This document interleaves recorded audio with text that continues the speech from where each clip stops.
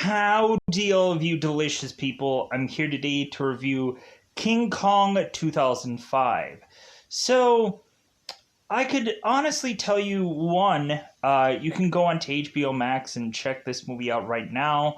I know it's like 3 hours and change of a film, so to speak, but I really enjoyed it. I liked the visuals that are otherwise put into Skull Island because you really have just like here's the perfect showcasing of Skull Island, and no one else is going to really put that much effort into Skull Island as Peter Jackson did, because like he really wanted to thoroughly showcase Skull Island because that's like was his bread and butter.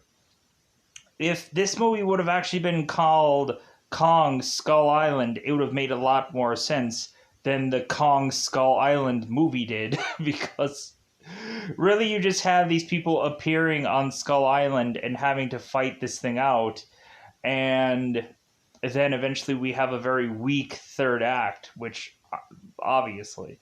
So, but like at least that movie Kong Skull Island tries to be original, tries to be its own thing. So we of course have this being like a remake of sorts. We of course have it be that Jack Black's character called Denham is to be this very manipulative person that is to be going and signing checks for people that he himself can't cash. Man, like the manipulation of people where it's like, hey man, I'm going to continue to keep throwing you money and hopefully you're going to be able to have the lifespan to spend it. Because you won't. Because you're going to die horrifically at some point in time. I'm like, man, you have to admit there's a lot of people in this movie that are just kind of throwing their life away at some point. Like, once they get further and further in here, they're like, no, we just gotta keep on going. I'm like, dude, you're gonna probably die. Hasn't that been obvious? Like, why aren't these people just gonna go and give up at some point? Like, I would not justify in my brain to just continue on going when realizing how massive of a threat things are and how many times you could have died in this film, to where you're just like, no, I'm just gonna keep on going because of the movie. The movie? Really? Like the very first sign of danger out of it, like, dude, I'm out. Like, I am not going to die for this film. Like, even though we're seeing something severely unique here and one of a kind, still, like, I'm not going to exchange what visually unique like things in exchange for my life. That would be like, hey, would you want to go to a Jurassic Park if it was a real thing? No. Because I would figure that I would be going the one day something got loose. So I'm like, no, like I'll go and have I'll watch after the fact. I'll see YouTube videos about people going to this Jurassic Park, and I'm like, oh wow, that looks like a lot of fun, but I'm never going there myself. Because you're going to probably see a lot of people just live stream stuff and whatever that there were at this park, like justifying that this really exists, because it won't. So, going into this film, I thoroughly, like, I enjoyed it. Like, a lot of people could feel differently. A lot of people could say that this movie sucked. A lot of people could say that this is the worst movie they've ever seen. Blah, blah, blah, blah, blah, blah, blah. A lot of people are just like, hey, this is the exact same film as so-and-so thing, and this film is better, blah, blah, blah. I get it. I understand. But also, I just had fun watching this film. And there, of course, is to be a reference to film called Brain Dead, which I had also reviewed, where in the back we have, of course, Adrian Brody's character, Jack Briscoe, who's going through the part of this boat where they have all these like crates, and we have this rat monkey cage that's in one part of the background of one of these things, and I'm like, oh my god, that's like the reference to Brain Dead. And I think I ended up referencing that in that review, because in the movie Brain Dead, in the very beginning of that film, they end up actually going to Skull Island and retrieving a rat monkey, and that's basically how Brain Dead all just like starts out, with there being a thing on Skull Island. So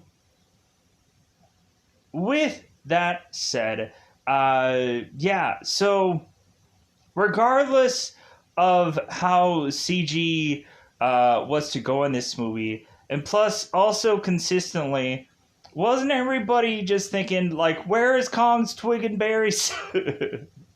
We're just never gonna see that, Wang. We're never gonna, like, they're never gonna show that. Like, but it's always the joke of just, like, man, like, where is Kong's dong, if you know what I'm saying? Like, where is it? Like, this movie is not finished. Because it's not anatomically correct or whatever.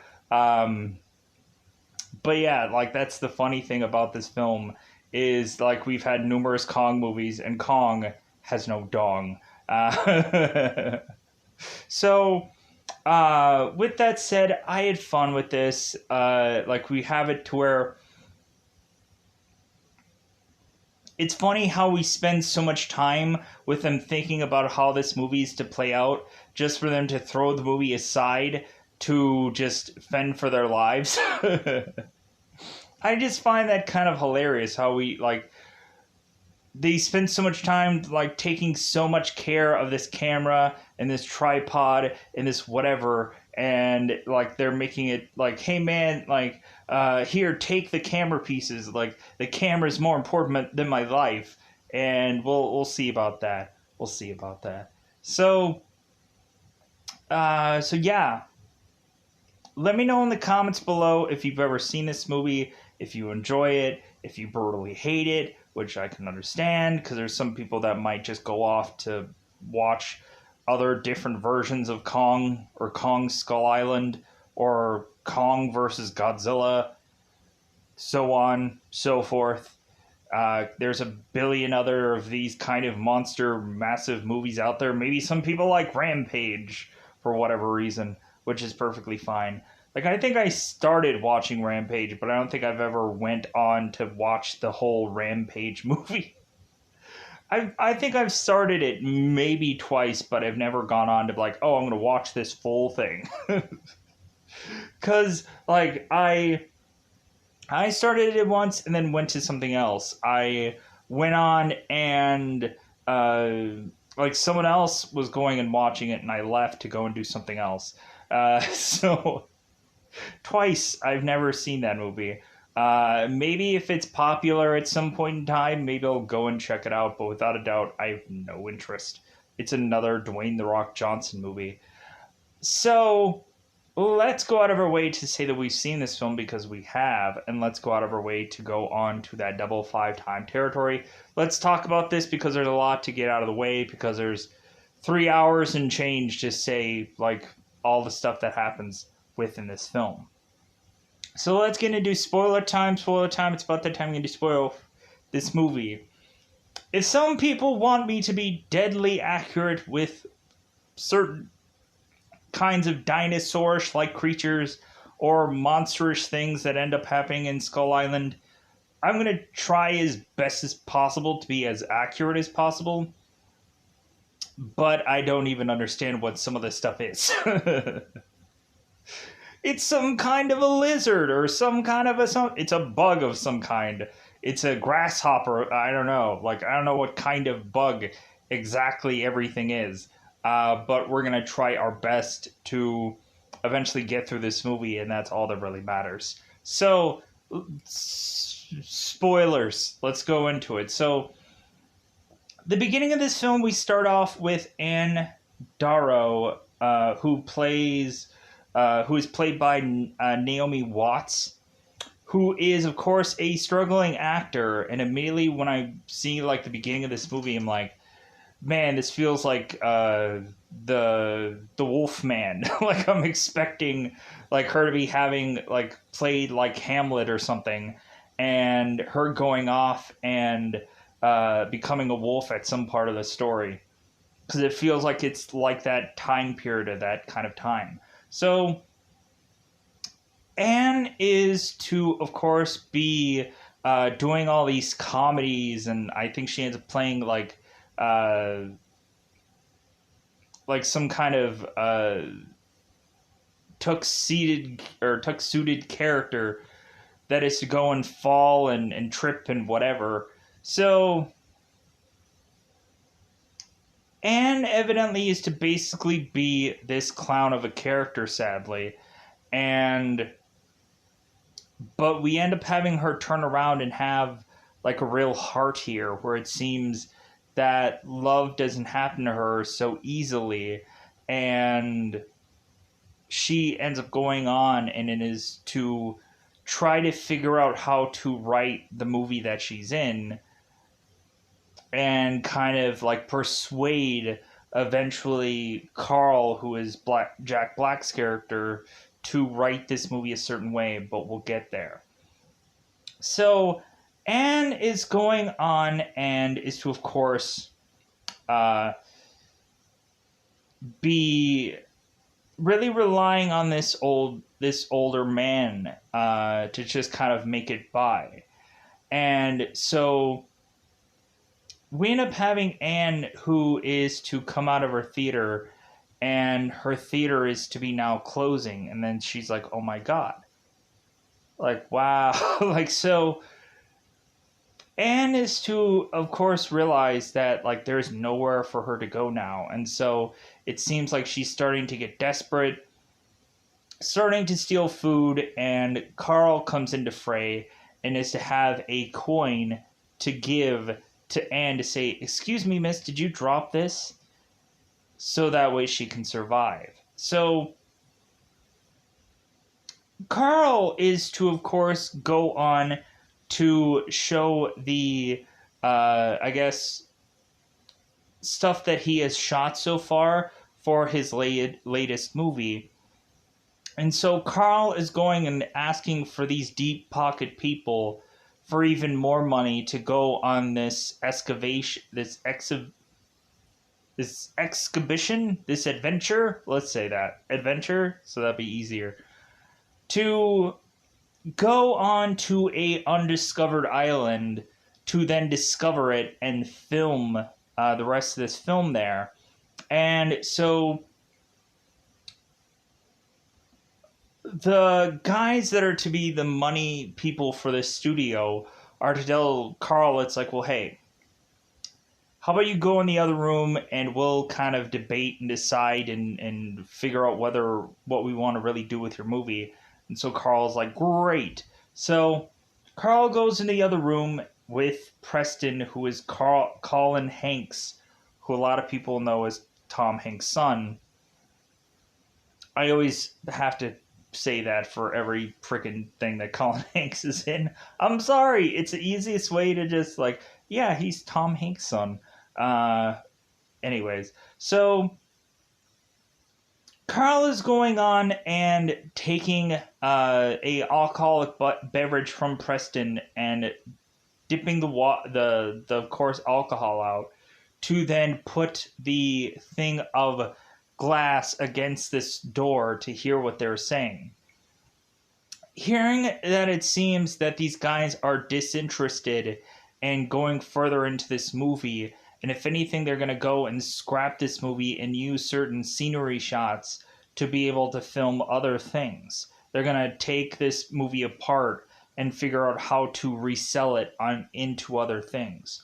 So Carl is to go on with Preston and just run out of there because he wants to complete his film. And so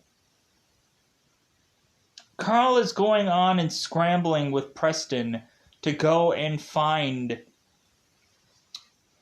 another size 4 woman that can fill the shoes of his female lead, because this girl is to, of course, not be able to be a part of this film because she had some kind of appointment or some kind of issue or something where she could not go on and finish this film.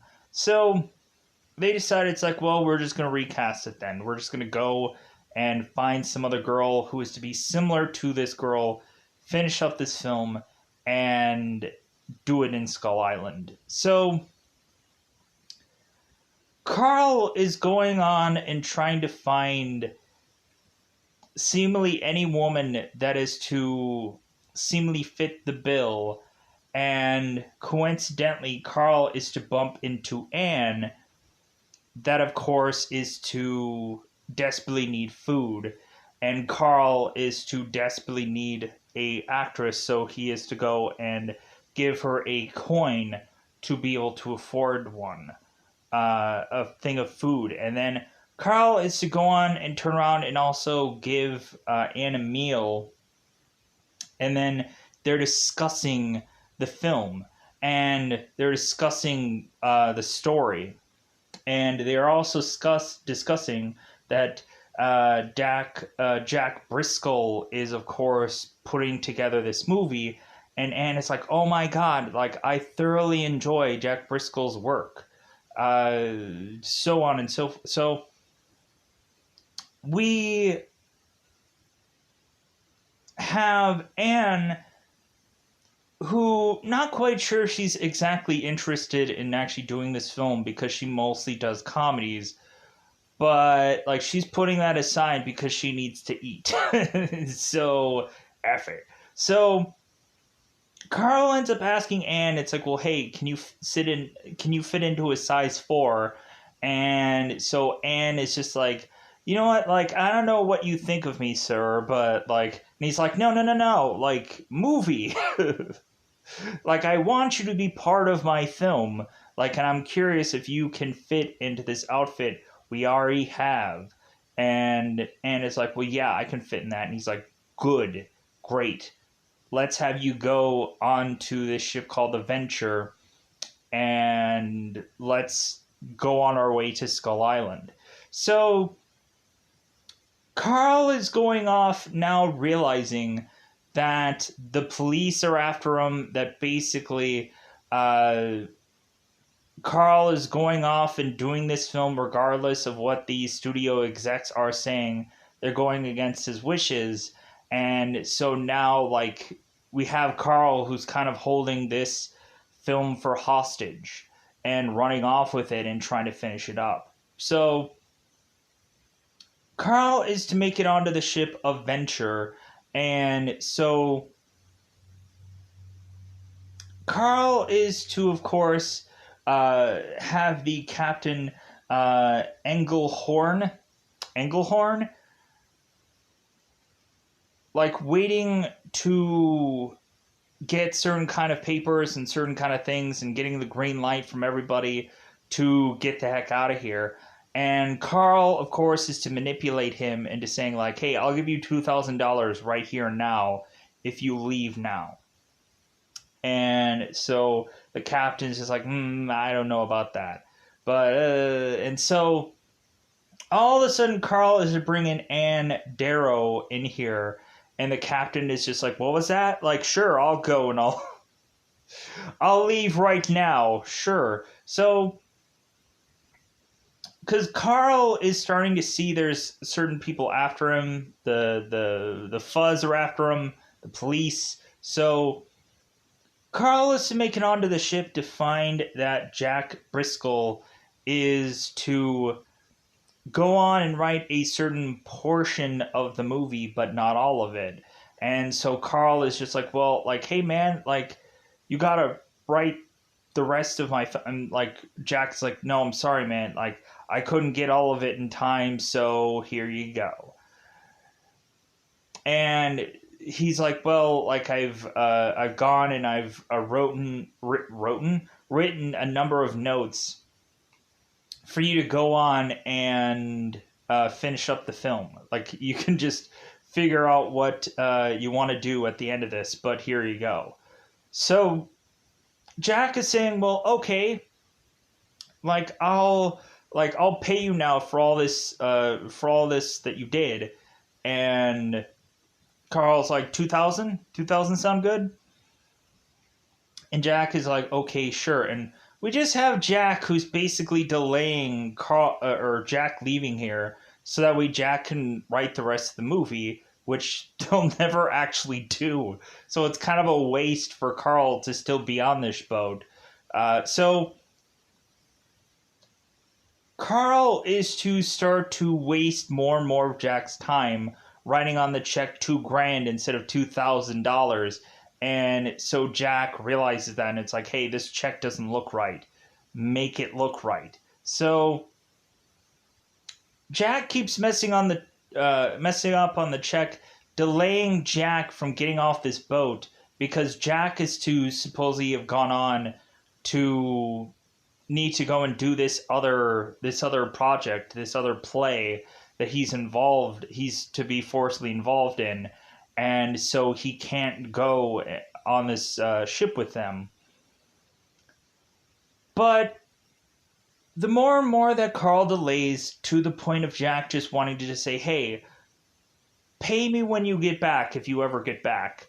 I don't care.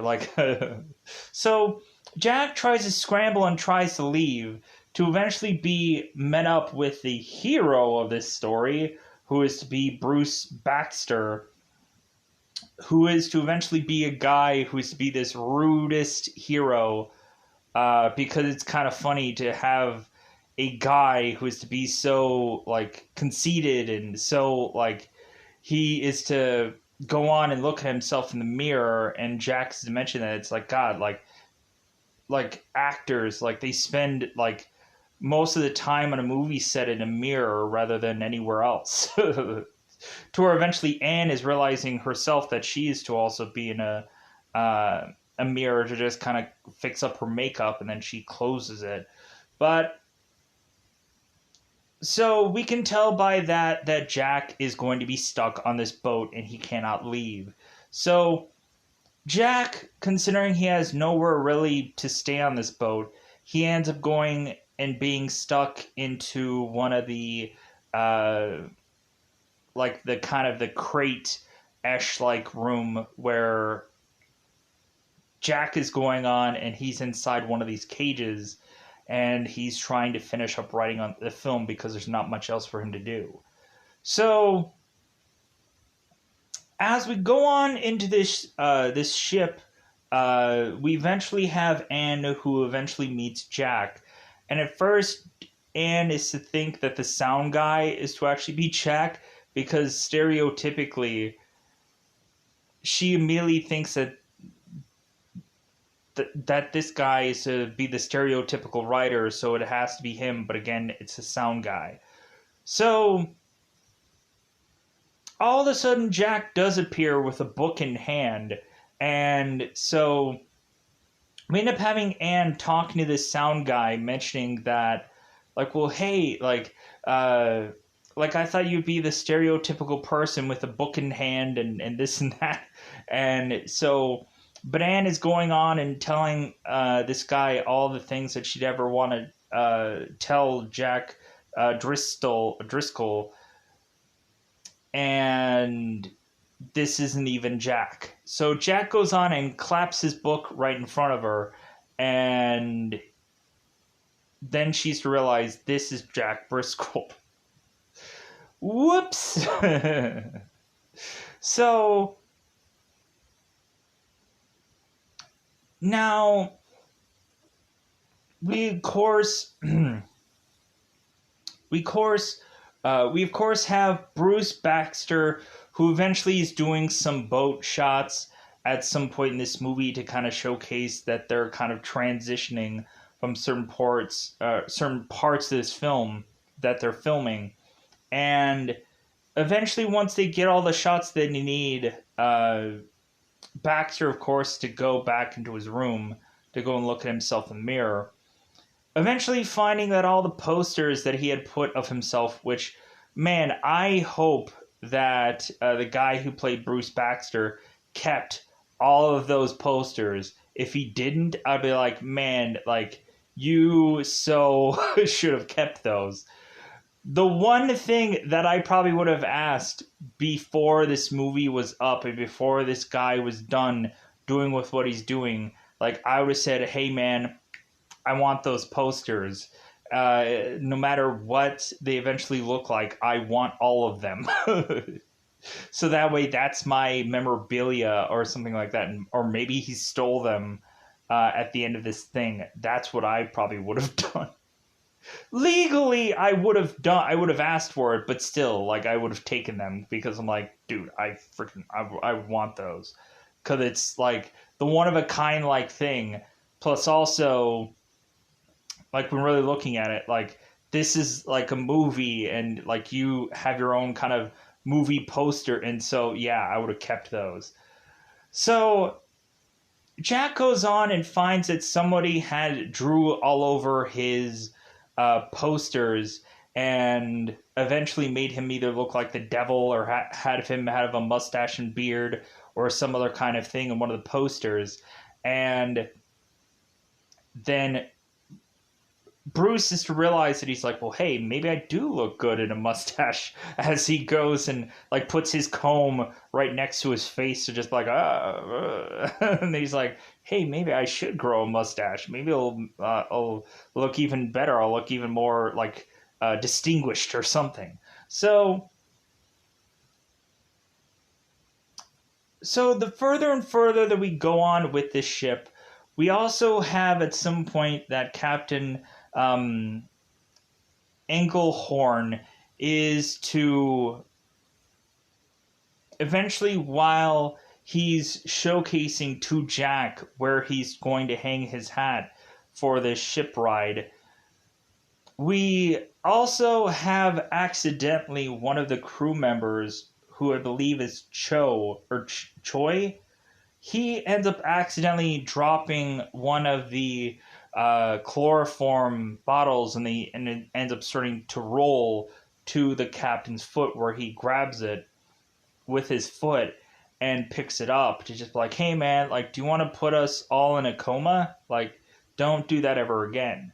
Foreshadowing that eventually we're going to be using chloroform in the later part of this film, which I actually thought that was a smart strategy.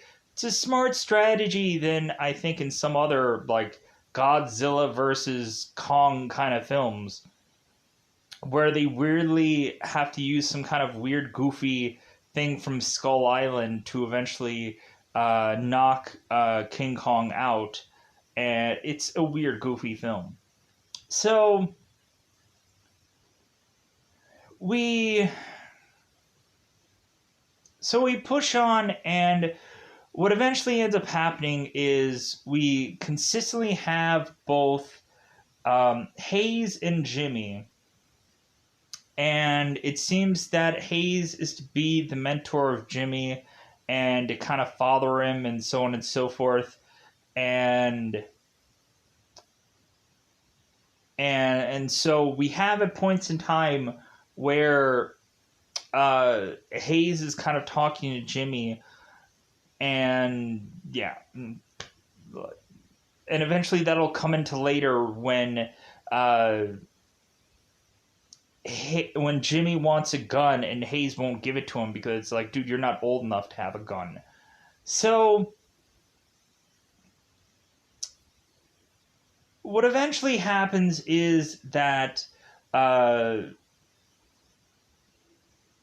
we have the one, like, we have Andy Serkis as Lumpy in this movie, this like weird cook of a guy where he kind of has this like Popeye look to him. It's kind of funny. So Captain Englehorn is to eventually go on and find out that it seems that Carl is to have a warrant out for his arrest.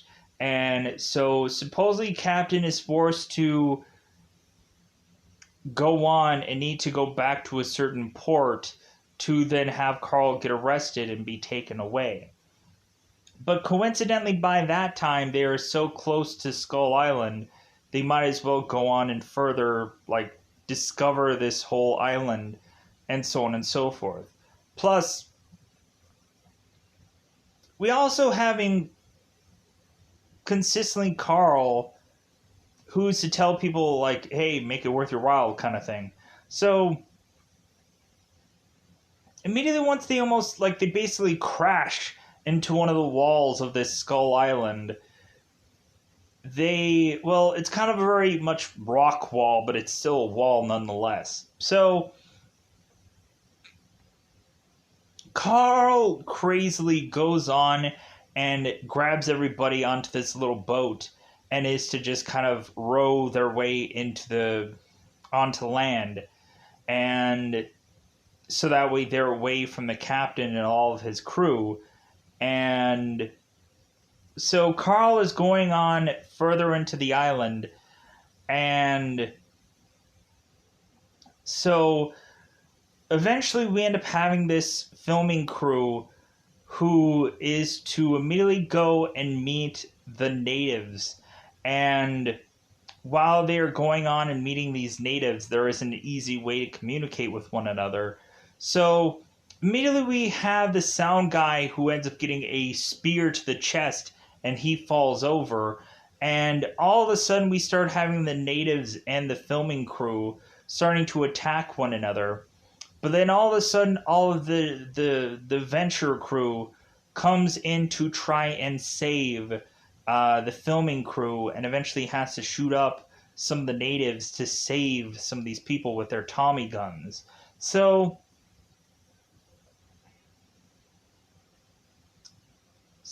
we push on, and we have this filming crew forcibly wanting to go on and continue to adventure and go through this island. And so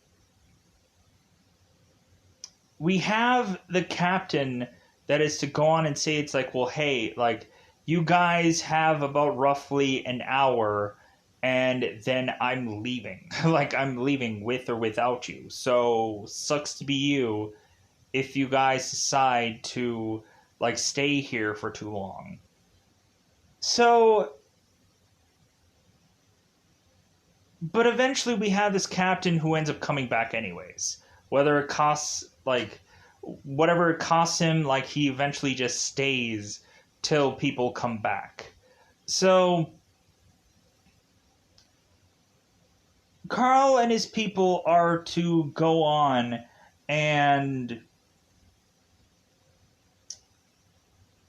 we have them at first go and find a Triceratops, and like this Triceratops, like, dinosaur, I'm assuming it's a Triceratops. Like, I don't know dinosaur-esque like language of things, but like it looks like one. So we end up having this character kind of like rummaging through and almost killing certain people. We eventually have this Triceratops getting shot in the mouth or the face, and it ends up going down, and they're like, oh my god. So Carl goes on and is to, of course, start filming this thing being down, and like it kind of gets to the point where Carl is even filming while people are dying. And so like we have this amazing point where Lumpy is going and turning to Carl and saying, like, hey, did you get that? Like, did you get this person dying? Because you're a son of a bitch. Like, basically, like, however anyone is to die, like, you can just make a profit off of it, can't you? So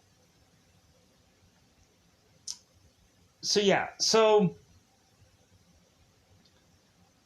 we have them go further and further in to discover the Skull Island.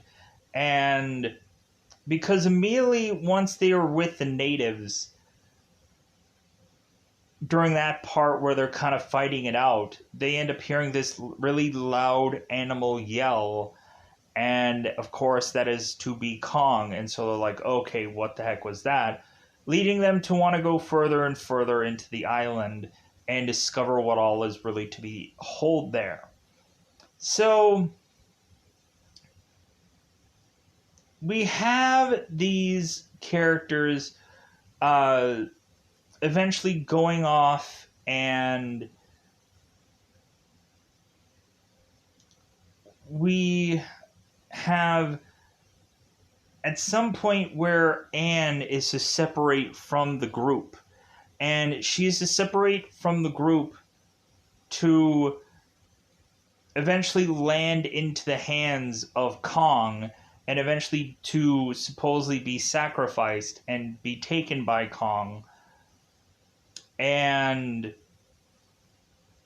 we, of course, have the other guys just going through the island trying to figure out where Anne is, but also they're trying to figure out, like, where they're really going. So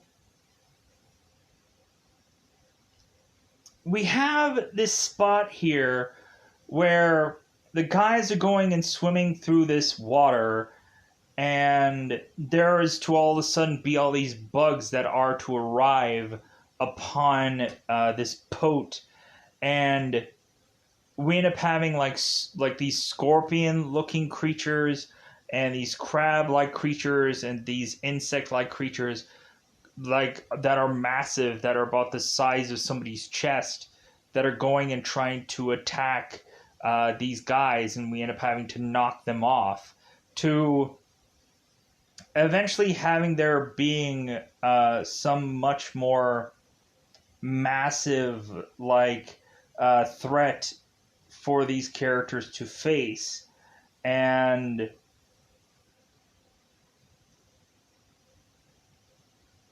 it is to, of course, be this, like, waterish dinosaur, which I don't even know the name of.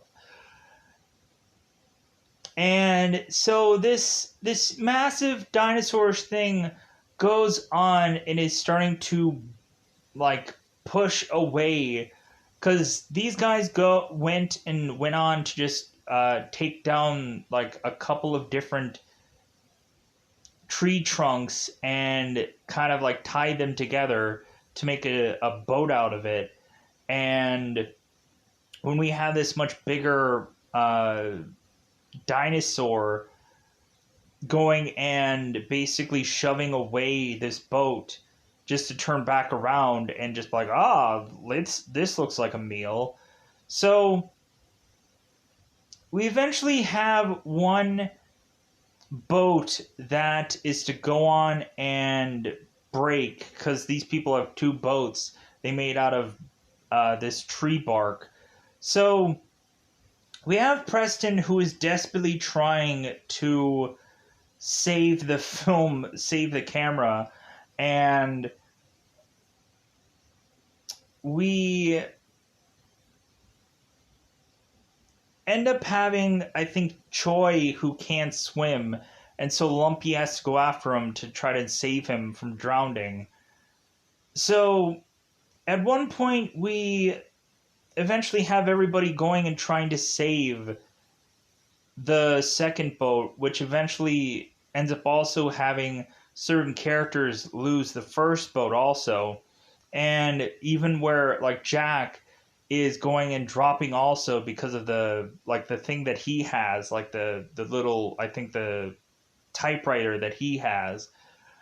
And so he ends up going and seeing one other guy that's trying to swim back up, and he, of course, ends up getting grabbed by this dinosaur thing, and Jack is trying to swim to try to find some place where he can find safety away from this dinosaur, and eventually go up to find Preston and kind of use his thing that he's on as a device to kind of swim away from here. So everybody's eventually going on to try and get out of this water, to eventually have one person grabbed and pulled back into this water, and that's when Jack is kind of filming all this carnage, and Lumpy's like, hey, did you get that? And Jack's like, yeah.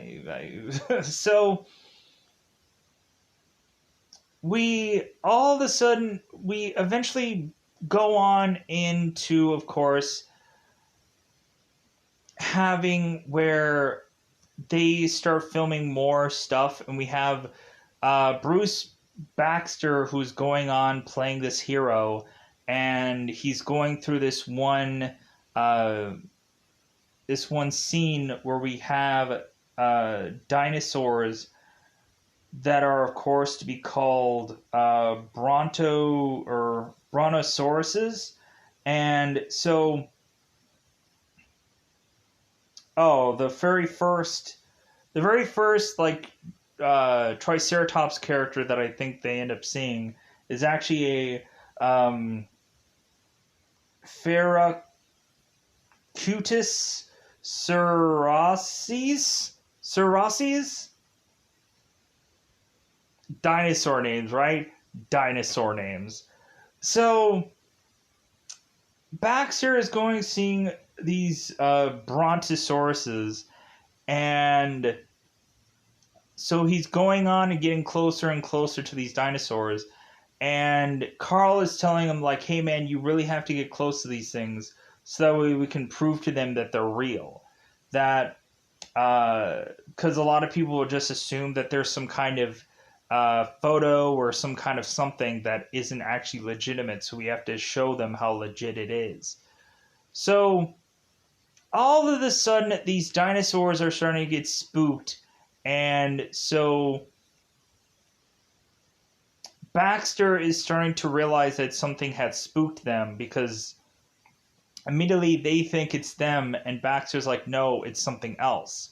So all of a sudden these brontosauruses start to like run in the direction that all of these film crew are already in, because we have these brontosauruses that are being attacked by these Venosauruses. And so these Venosauruses are kind of like nipping at the butts of these Brontosauruses. And so now we start having where like these guys are running alongside these Brontosauruses, are basically running like underneath them, which is kind of a weird visual that we have here, that it's like, obviously this is all CGI'd. Like there's no way that this isn't CGI'd here, but it's goofy. So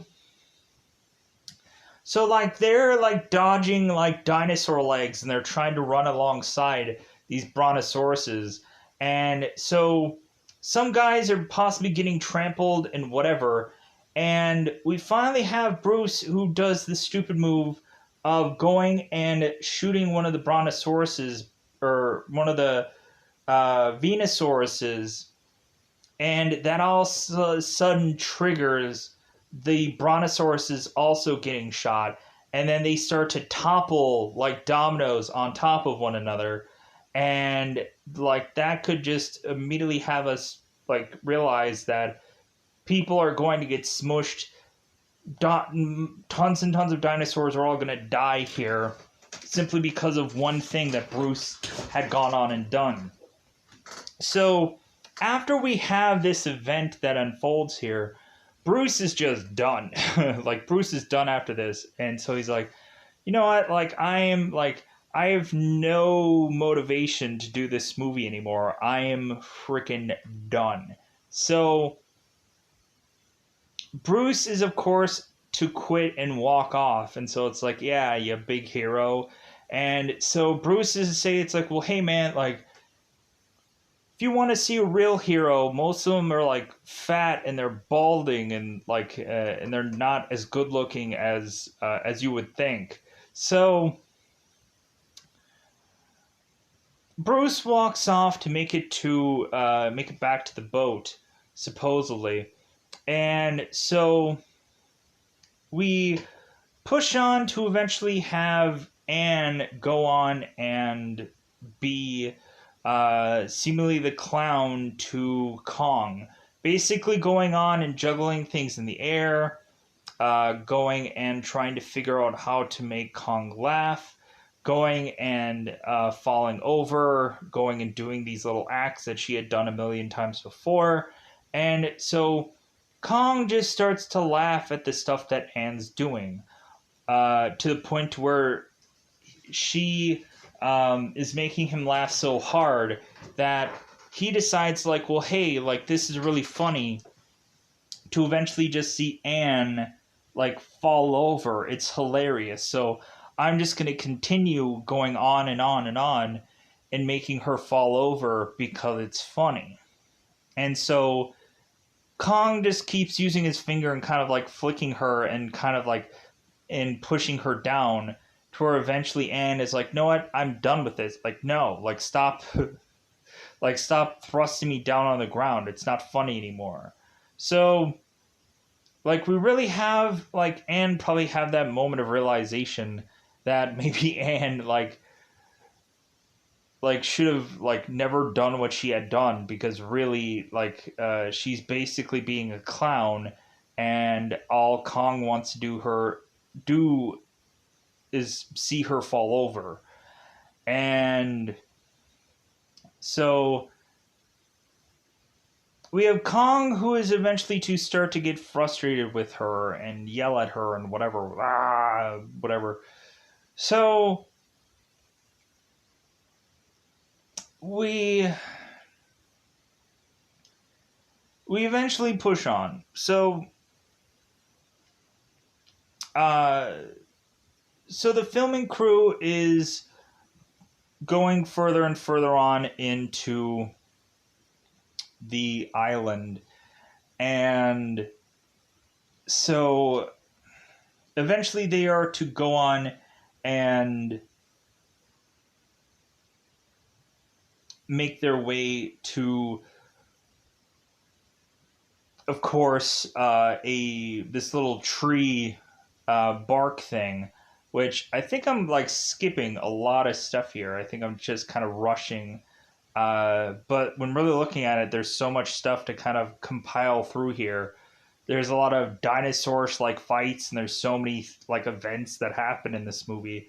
There's so many times where we have uh, like we have Lumpy and all the guys at one point kind of going through these island, and they have these like big massive like mosquitoes like the size of your like hand, like going through, and like these things are so big that Lumpy's going and taking a frying pan and smacking them, and going on and like even using his gun to shoot some of them.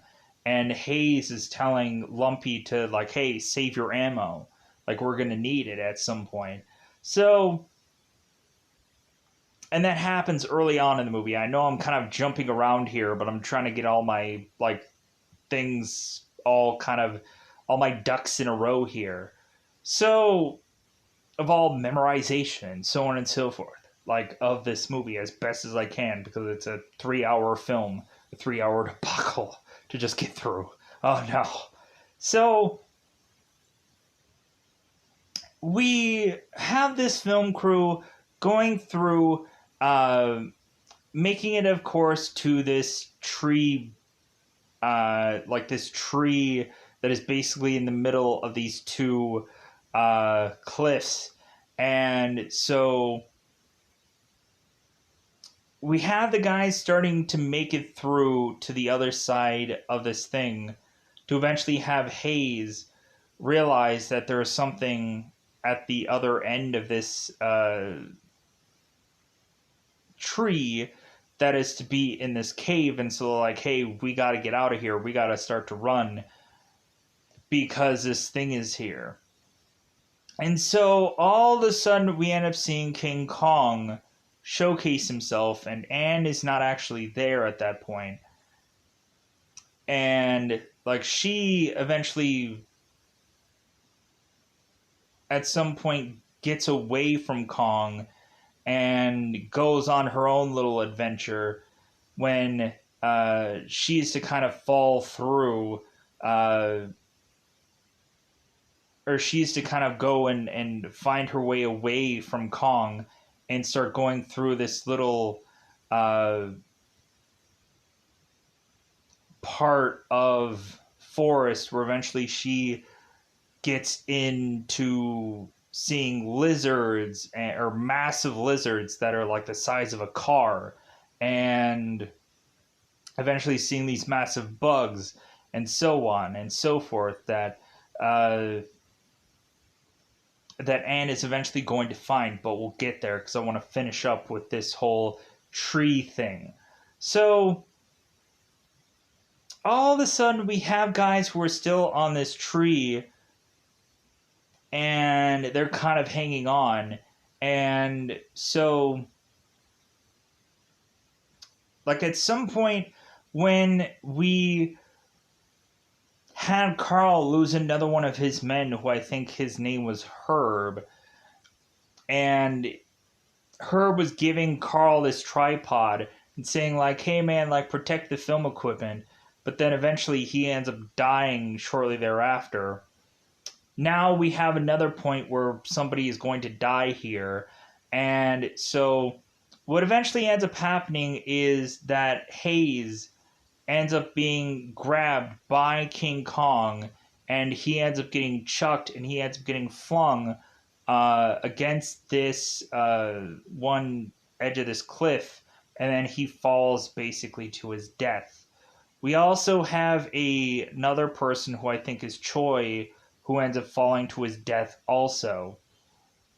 And so after that, we end up having Kong, who goes and takes this tree and is to start to like rip it from where it is to just start like flipping the tree to eventually have these guys fall, but not exactly to their death, because it seems like there's a pretty good gap between where they fall and like where they can kind of land safely enough, because this tree eventually starts going and slowly but surely is to go in between these two gaps and fall a pretty good ways.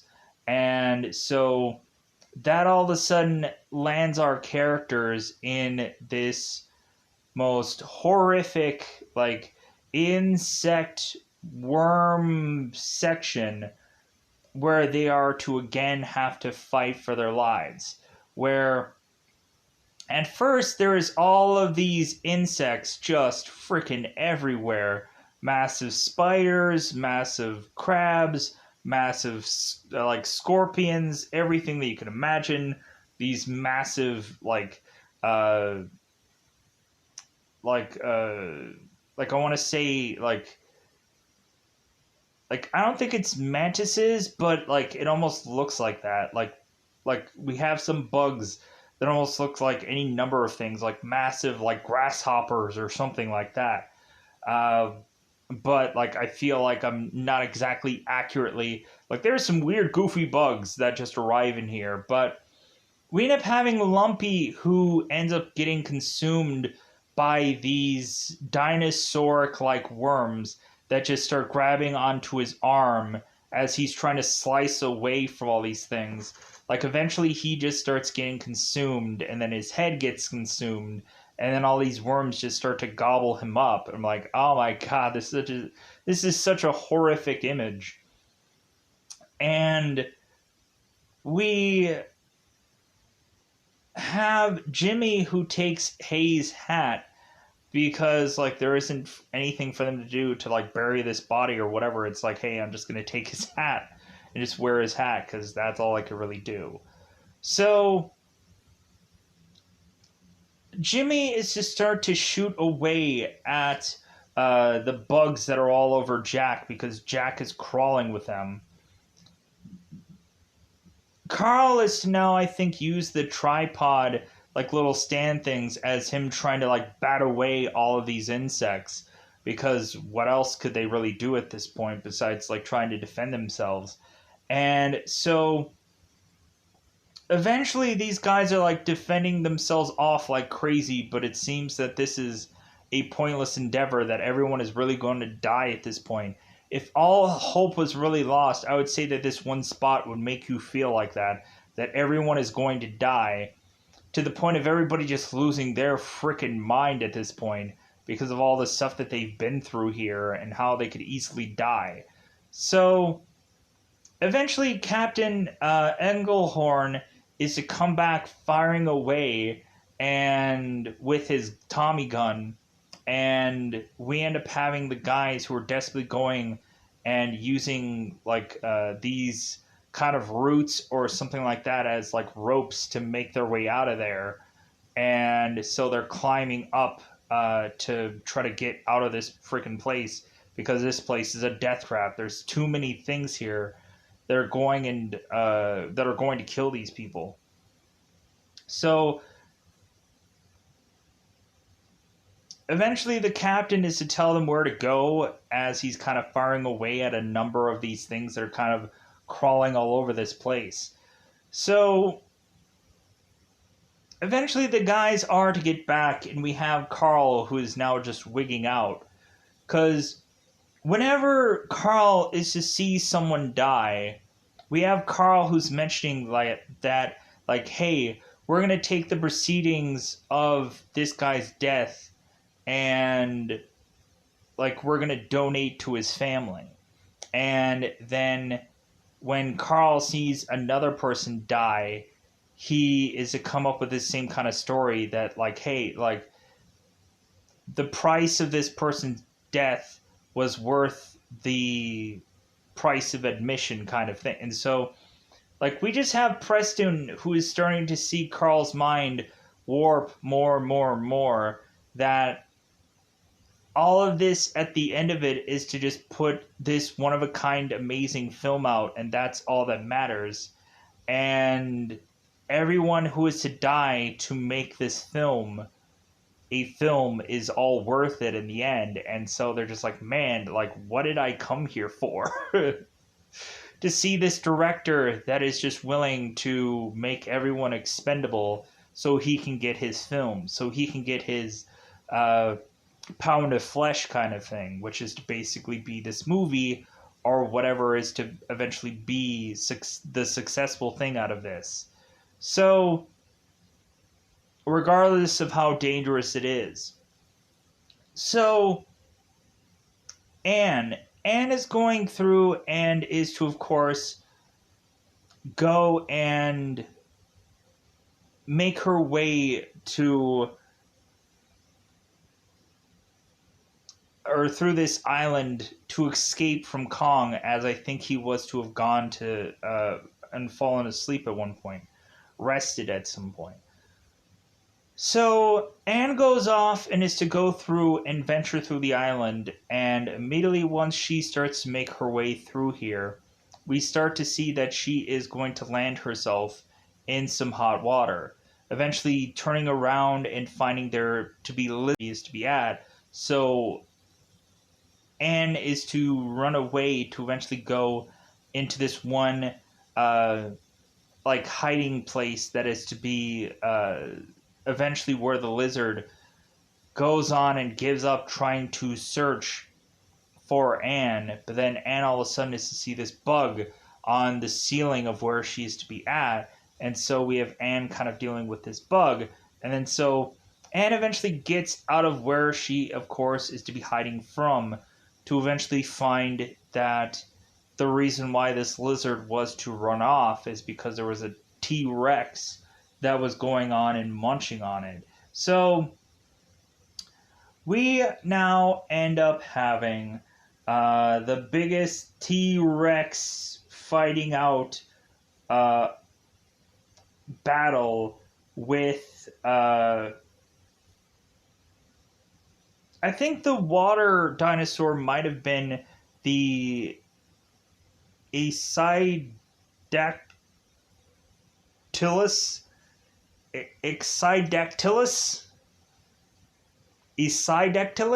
whatever,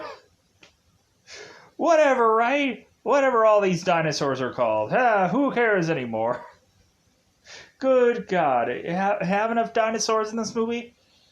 So we, of course, have these T-Rexes who are to emerge to go after Anne, but then all of a sudden King Kong comes to her defense, and guess what happens after that? We now have King Kong battling 3 T-Rexes, and eventually, like, they're going through and, like, rolling down this, like, this mountain or whatever. They're, like, rolling down this kind of, like, cliffside, and eventually three T-Rexes become two T-Rexes, and so Kong eventually is to outstrengthen these T-Rexes. At one point, T-Rexes go on and break the jaw of this T-Rex, and then to break the head of it, and then be like, yeah, like I took all these things out, murdered all of them, killed all of them. So Kong is standing strong and is to realize that Anne is still there, and so we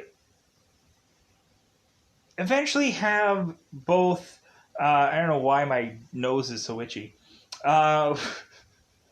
We have Carl re-meeting back up with the captain, and so Carl is to say, of course, that it's like, well, hey, like we've seen this massive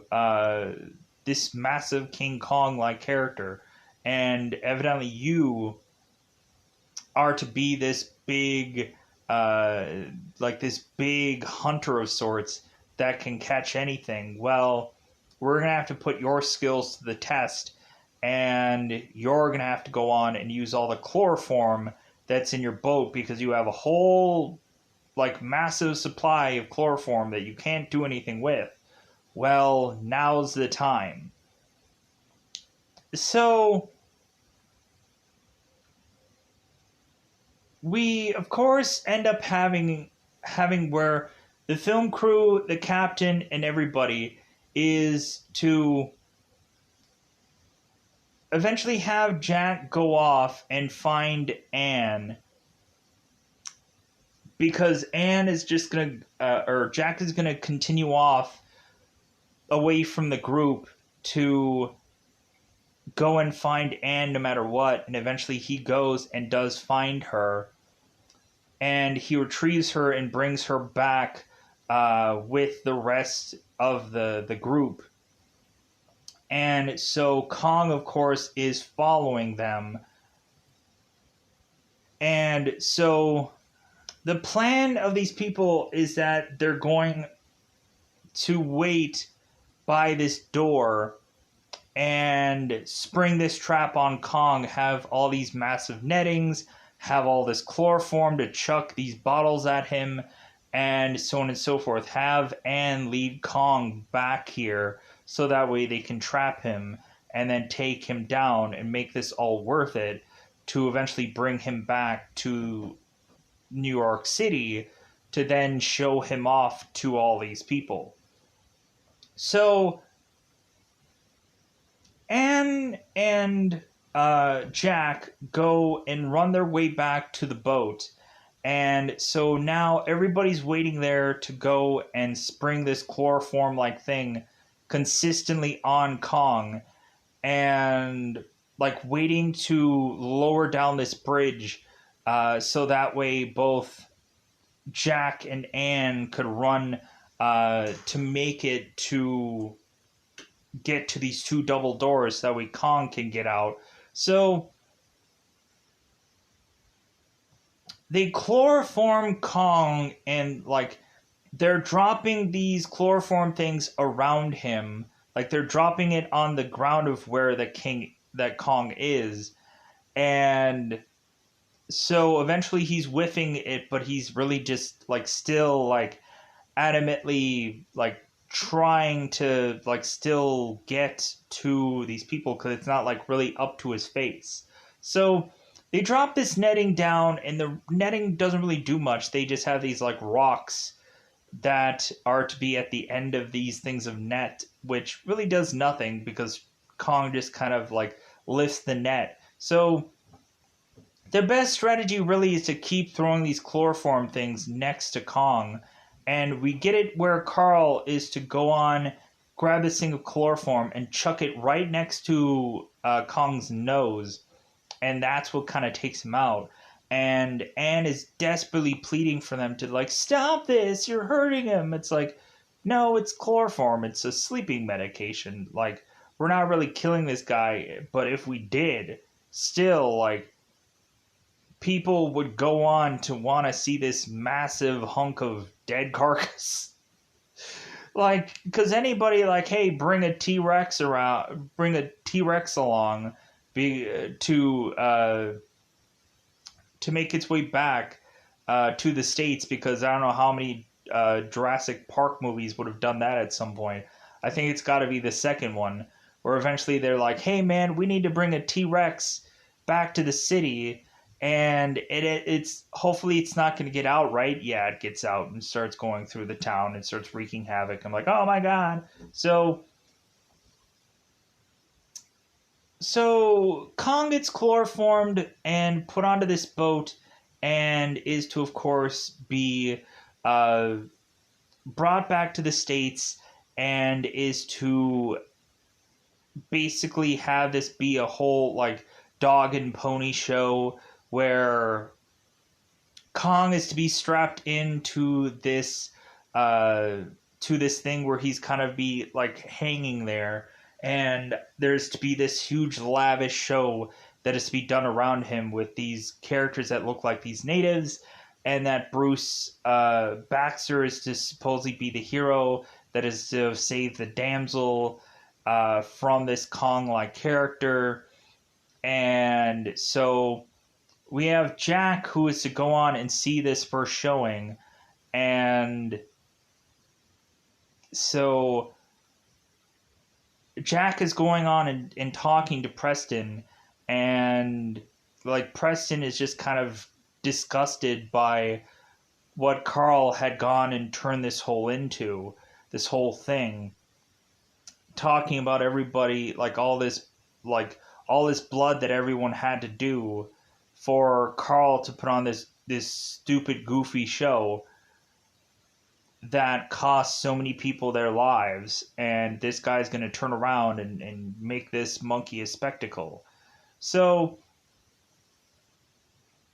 we of course have the damsel in distress that is to be sacrificed to Kong, who is to be some random blonde actress and not actually Anne. And so Jack is like, hey, that's not Anne. And Preston's like, well, yeah, like no amount of money like could have gotten Anne to do this show, and so we just had to hire her to do this. So now we have Kong, who is to see this woman and is to, of course, want to grab Anne and kind of hold on to her. And so we have Kong, who's deciding, you know what, I'm going to go and break out. Like, F it. Like, we have it where Carl is to mention that these cuffs are to be, like, chrome steel. And it's like, well, yeah, we'll see how strong that really is. Yeah, like, that netting didn't work all that great, so I'm assuming that chrome steel isn't going to work all that great either. So Kong, of course, breaks out of breaks out of one of the cuffs. We have Jack, who's crazily screaming out to everybody to evacuate the building because this isn't going to go well. And so everybody's all laughing like, hey man, you're not going to take my seat. Like, I get what you're trying to do. You're trying to swindle me out of a seat. It's not going to work there, buddy. So because Jack was going on and performing his own play called Cry Havoc, and he was going and watching his own show, whereas to be a man dressed up as a woman, and they're doing this whole show, and like we end up having this one moment where Jack was on the boat, and since Anne was to only be interested in doing like comedies, Jack was to go on and tell Anne that, hey, like, I wrote you a comedy. And Anne's like, well, why? And Jack's like, well, you know why. And so like they end up like getting close to kissing and so on and so forth to have that time be ruined. So Jack is reflecting on that and realizing that, oh yeah, like there was that one moment where like a lot of the stuff that Jack took from that moment was really just put it right into this play.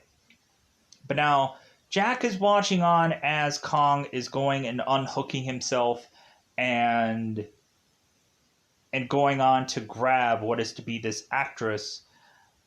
But then this isn't legitimately Anne. So then Kong goes on rampaging through the streets to grab onto every blonde woman that he is to find to eventually find his Anne.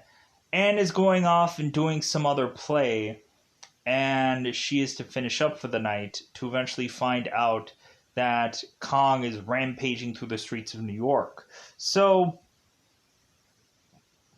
eventually now Anne is to realize that Anne is going to be the only thing stopping Kong from continuing to rampage through the city. And so now Anne has to go through to go back to trying to find Kong to calm him down, to stop him from rampaging. And so, because he's just grabbing up every blonde woman he sees and is going through and chucking all kinds of vehicles and cabs and cars in his wake. Jack is going on and trying to follow Kong with this taxi cab. And so we have Jack who's telling this taxi driver, like, hey, follow that monkey, like, follow that Kong. And so the taxi driver is like, hey, man, car is yours. I'm going to get the heck out of here. So Jack is going on and driving to try to follow where, of course, Kong is going. And so eventually Anne is to make her way to make it to Kong, to eventually kind of showcase some of the stuff that she had done before to try and calm Kong down. And so eventually we have it where Kong is taking, of course, Anne to the Empire State Building. And that's, of course, where, like Anne and Kong, like, she's trying to, like, figure out a way to just kind of keep him calm. And but eventually we end up having all of these pilots in these planes, as we see here, are starting to, like, circle around Kong. And so now he realizes he has to go and fight all these planes as they're shooting into him. Funny enough, we end up actually having Rick Baker, of course, the guy that had gone and done numerous, like, costume work for a lot of monkey films and a lot of ape movies and stuff like that, a lot of King Kong-like stuff beforehand. He actually was one of the pilots in this movie. We also have Peter Jackson as also one of the pilots, or one of the gunners of the pilot of this one of these planes. And we end up, of course, seeing him in this movie. So eventually, of course, we end up having Kong, who is kind of just batting these planes away, grabbing one piece of these planes, flinging them into another plane, and so on and so forth. Carnage ensues. So what eventually happens is, like, all the planes are kind of taken down, but Kong has been really shot into. Kong has really been kind of really battered and really worn down from all the stuff that he has done, like all the energy that he has had to go through to get to where he is. So Kong all of a sudden is to start slipping and sliding from this building, and then he ends up falling sadly to his death. And so when this Kong is to supposedly die, which it's kind of crazy, everybody starts surrounding this monkey, this gorilla. And I would be like, dude, I'm not sure if he's dead yet. Like, I'm going to go and, like, from a safe distance, be like, hey, let's pop some shots, right? Like, Kong, selfie? Like, hey, buddy, like, selfie? Like, hey, let me get the right angle. We don't have cell phones during this time period, so if anybody's to take a picture, like, we have some people that are going, like, on the chest of Kong and, like, taking a picture of him. I'm like, dude, no! Like, they're taking pictures of his head, body, whatever. They're not taking pictures of his you know. So this is on Penthouse Forum or something. This is on Playgirl or something. Ooh, look at that Kong. You know what I'm saying? Look at that Kong. Anyways, so yeah, so Kong dies there sadly, and so now everybody's like, "Hey man, yeah, like these planes took him down," and Carl, of course, is to be there because we have this whole thing where they're to talk about like Beauty and the Beast, kind of things here consistently, where Carl is to mention, no, it wasn't the planes that took him down, it was Beauty. And that killed the beast. And I was like, oh, that's kind of like a nice poetic thing to end off of. And so because they have that story so often in this movie where they're talking about like Beauty and Beast and whatever. And so like I was just like, just say it, man, just Beauty and the Beast, just say them. So so yeah, like that's of course how this movie is to play out with the beast of, or the monster, the Kong character eventually dying off. And so that's just how this movie eventually just kind of fizzles out. So I'm assuming Carl never eventually got to like be rich and famous, but I guess he probably got rich enough.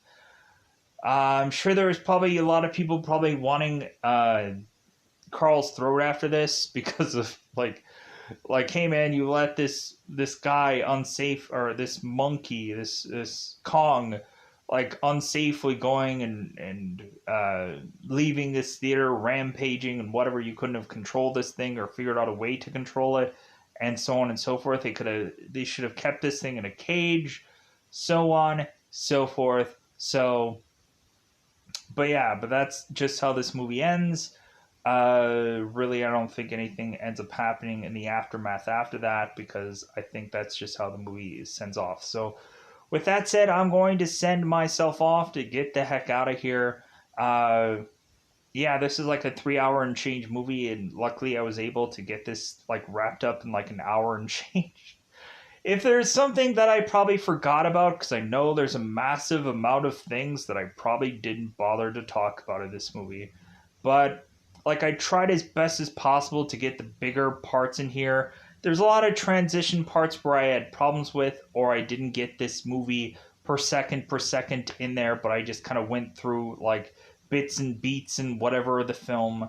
And so this is my variation of covering this film, this 3 hour film that has a lot of in it. So I tried to do the best I could, but like when really looking at it, I know there might be some people like, oh, that's not the perfect way that this movie came out, and what, and I get that. But also, like, I've very rarely also seen this movie. It's not like I've seen it 100 times and I can, like, I haven't memorized where like everything goes. In all brutal honesty. And there's probably a lot of people that are like, this is their first time watching. Like, I've seen this at least, like, I've seen this, I think, twice now. So, like, that's going off of, and like the first time I saw it was like years ago, like off of some like FX random sometime at night uh, thing, where I saw like the TV variation of it. So yeah, so this time around I get to see this variation of it. So with that said, I think I'm gonna get out of here. Overall, I felt like this is probably the best that I can do. Like, it's not perfect, but it's the best I can do. But yeah, I had fun with this movie. Like, it's another just kind of middle of the road kind of film overall, where, because really we've kind of seen this at some point before. Like, we've kind of seen variations of this movie before, so it kind of really doesn't change much. Like, it doesn't really like have me go, oh man, this is even better than whatever the heck happened before, because it's now a CGI'd movie, or this and that. Like, I can feel like I can probably say that maybe I have different opinions upon this movie than Kong Skull Island. Maybe I'll go into Kong Skull Island and say, well, like, yeah, we don't get as good as thorough, like, Skull Island part of that movie, but we get a really good story out of that film. So eventually, maybe I will get there to go and talk about that film. But with that said, I'm going to conveniently get out of here so I can go and probably have to fuse footages of this movie together or whatever, or this review, I mean, not the movie. What am I going to be editing the movie for? Uh, but I'm going to get out of here. Goodbye, everybody. Bye, everybody.